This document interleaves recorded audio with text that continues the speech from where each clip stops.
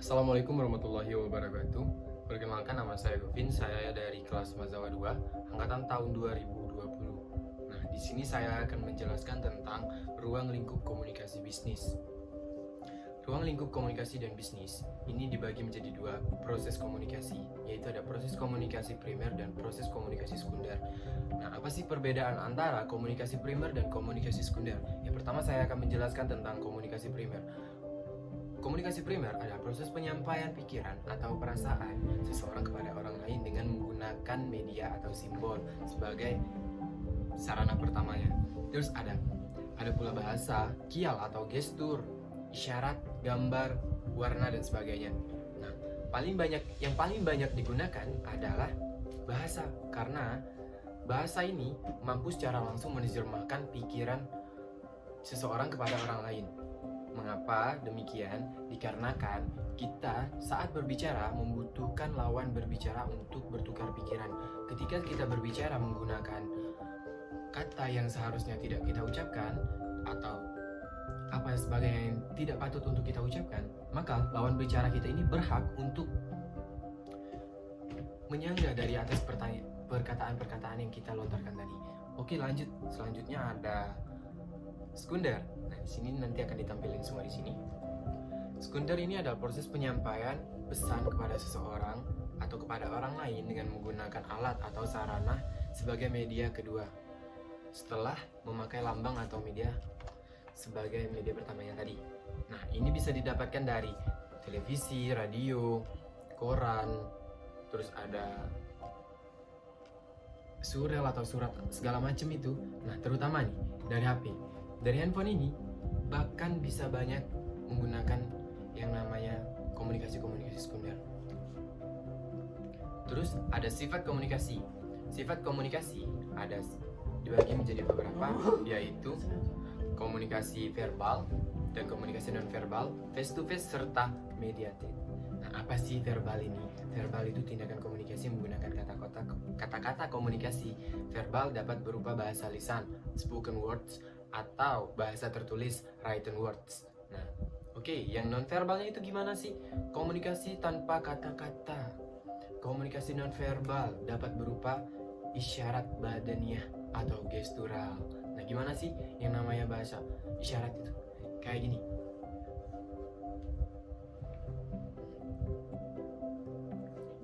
Nah, itu menjelaskan bahwa nama saya Govin. Nama saya Govin gitu. Terus ada face to face. Face to face itu adalah tatap muka secara langsung. Jadi kita tuh bicara empat mata dengan antara orang tersebut. Lanjut, ada metode komunikasi. Metode komunikasi ini dibagi menjadi beberapa, yaitu ada journalism, public relation, advertising, publisitas, perang urat syarat, propaganda, dan penerangan. Nah, di sini akan penjelasan yang pertama adalah journalism. Istilah jurnalis ini berasal dari bahasa Belanda, yaitu journalistik gitu, pakai e gitu kan. Dalam bahasa Inggrisnya adalah journalism, yang bersumber pada perkataan jurnal yang merupakan terjemahan dari bahasa Latin diurna, yang berarti harian atau setiap hari. Lanjut, ini public relation, sesuatu hal yang memang menjadi salah satu syarat terpenting kita di dalam bermasyarakat ini. Hubungan masyarakat atau public relation ini yang understanding between an organization and its public gitu kan. Ada dari John White dalam Hello to Understand dan Manage Public Relation tahun 1991 yang berbunyi, the plan and sustaining effort to establish, understand and maintain goodwill and mutual understanding between an organization and its public. Nah, itu. Lanjut, ini ada periklanan atau advertising. Nah, periklanan atau advertising ini biasanya digunakan dari apa ya, spanduk-spanduk yang ada di jalanan, terus di TV gitu kan, yang iklan-iklan yang biasanya dari iklan TV itu mengupayakan suatu pesan penjualan sepersuasif mungkin kepada calon pembeli yang paling tepat atas suatu produk berupa barang dan jasa tertentu dengan biaya semurah-murahnya. Lanjut ada publicity atau publisitas yang tadi. Publisitas atau publicity ini adalah informasi tentang seseorang, barang, atau organisasi yang disebarluaskan ke masyarakat atau media tanpa dipungut biaya atau pengawasan dari sponsor. Ada publisitas produk, publisitas kelembagaan, pengumuman, reklame, dan berita sebagai macamnya. Ada exhibition atau pameran. Pameran ini biasanya berada di mall-mall atau pasar-pasar besar. Pameran atau exhibition ini adalah usaha untuk memperlihatkan atau menunjukkan gambar, poster, peta grafis, benda hidup, dan sebagainya secara sistematis pada suatu tempat tertentu. Ada perang urat syaraf. Perang urat syaraf ini adalah the planned use of propaganda and other action designed to influence the opinions, emotion, attitude, and behavior of enemy, neutral, and friendly foreign group in such a way as to support the accomplishment of national aims and objective. Terus ada propaganda, informasi sepihak. Nah, ini tuh yang menjadi suka menjadi keributan, yang suka mempropagandakan antar satu sama lain.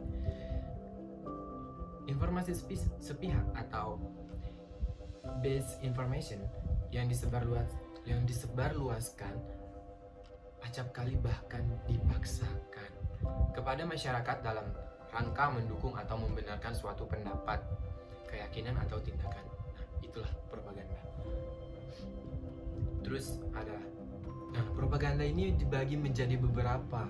Ada white propaganda, black propaganda, dan grey propaganda. Propaganda terbuka itu adalah white propaganda. White propaganda ini bisa disebut transparansi. Nah, sedangkan black propaganda yang menunjukkan sumbernya tapi bukan sumber yang sebenarnya, artinya kayak provokasi. Nah, ada grey propaganda atau sering disebut menghindari identifikasi sebagai sumber yang bersahabat maupun sumber yang bermusuhan. Selanjutnya ada the device of propaganda. Ada name calling atau penggunaan nama ejekan. Terus ada glittering generality gitu kan, atau penggunaan kata-kata muluk, transfer atau pengalihan, testimonial atau pengutipan, plain vox atau perendahan diri.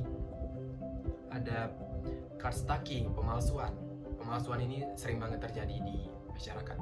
Kayak kita sedang ngelakuin demo gitu, itu sering banget ada pemalsuan kayak gitu. Ada bandwagon atau hura-hura. Selanjutnya ada teknik komunikasi. Nah, gimana sih teknik komunikasi yang baik dan benar di dalam melakukan komunikasi berbisnis ini? Ada informative communication, persuasive communication, coercive communication, dan human relation. Oke, yang pertama ada informative communication. Komunikasi informatif adalah teknik penyampaian pesan dengan memberikan pengetahuan agar orang lain mengerti atau tahu tentang pesan yang kita sampaikan. Terus ada coercive communication. Coercive communication adalah komunikasi yang digunakan dengan pemaksaan secara langsung dengan memberikan sanksi baik berupa hukuman maupun hadiah kepada sasaran komunikasi bila tidak melakukan apa yang dikehendaki oleh komunikator ini. Terus ada human relation, hubungan antar manusia. Hubungan antar manusia ini yang bersifat bukan hanya sekedar menyampaikan pesan dari seseorang kepada orang lain, ya, tapi hubungan di antara orang-orang yang berkomunikasi mengandung unsur-unsur kejiwaan yang mendalam, kayak deep interview gitu kan.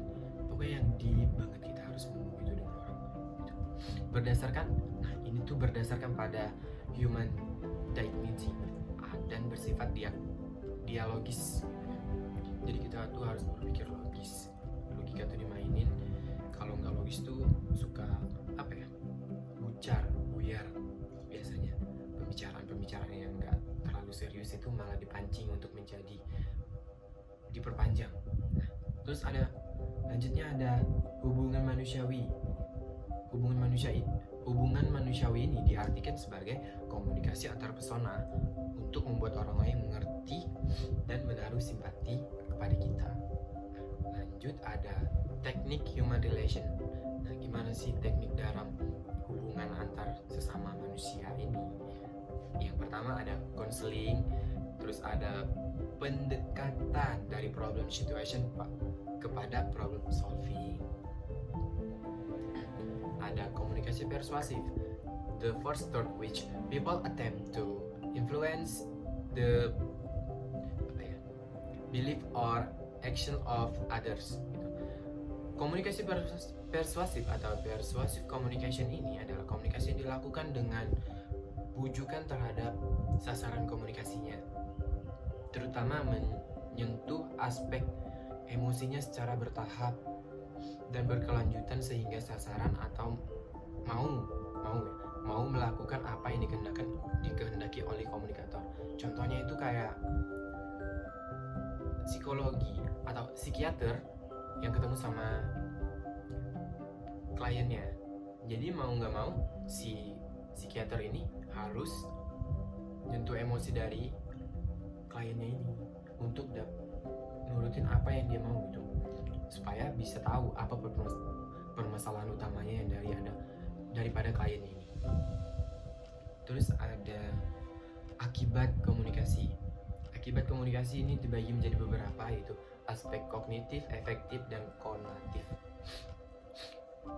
Yang pertama itu aspek kognitif, itu menyangkut kesadaran dan pengetahuan orang yang menjadi tahu atau sadar.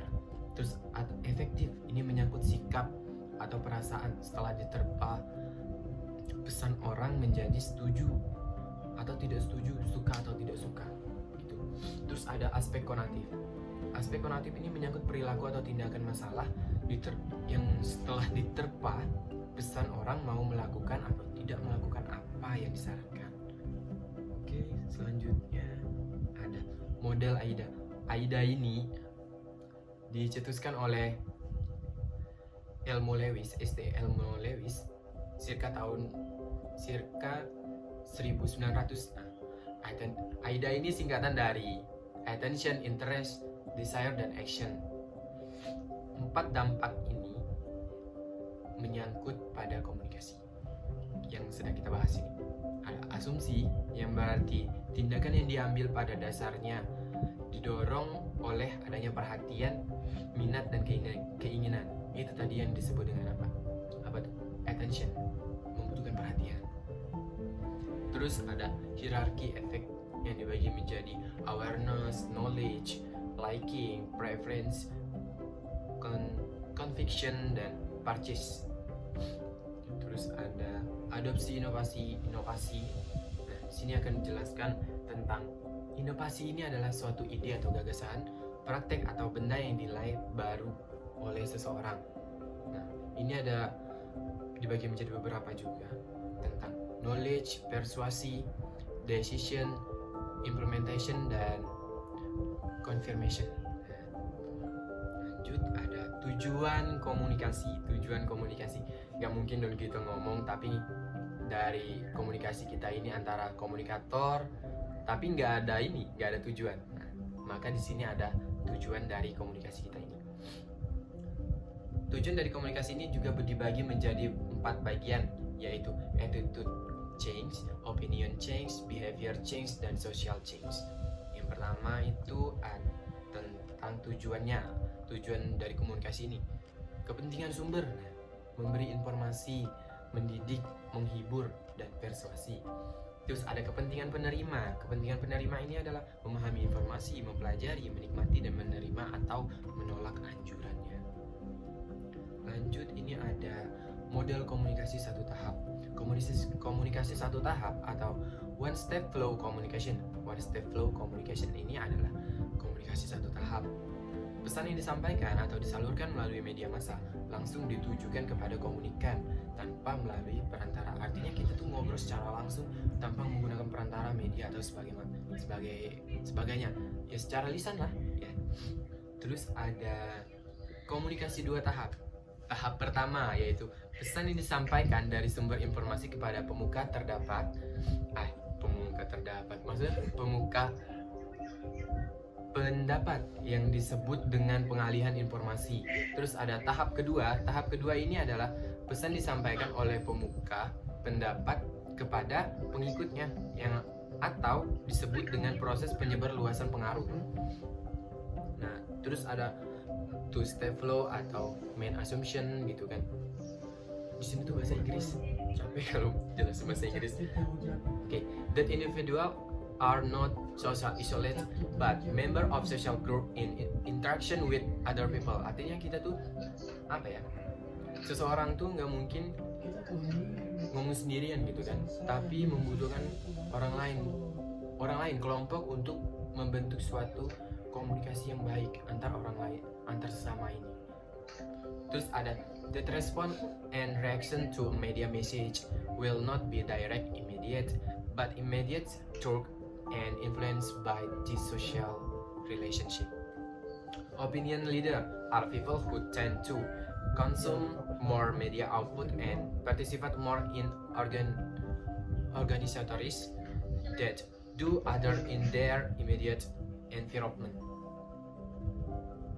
Terus ada lagi tuh media massa ini punya akses kepada media, jadi kita tuh membuat akses ke media-media yang ada. Lanjut ada tujuan sumber informasi, banyak massa media yang menyebarluaskan informasi, isi pesan yang disampaikan apakah berkenan bagi influence atau melibatkan kepentingan audiens. Yang terakhir ada apakah cara penyampaian yang menarik perhatian audiens. Itulah komunikasi bisnis atau ruang lingkup dari komunikasi bisnis itu. Terima kasih atas perhatiannya. Mungkin itu saja yang bisa saya jelaskan. Kepada Ibu dosen saya ucapkan terima kasih telah mempersilahkan saya untuk membuat presentasi ini. Saya pamit undur diri. Mungkin jika ada salah saya mohon maaf. Pada Allah saya mohon ampun. Wallahul muwaffiq ilahi aqwamit thoriq. Wassalamualaikum warahmatullahi wabarakatuh.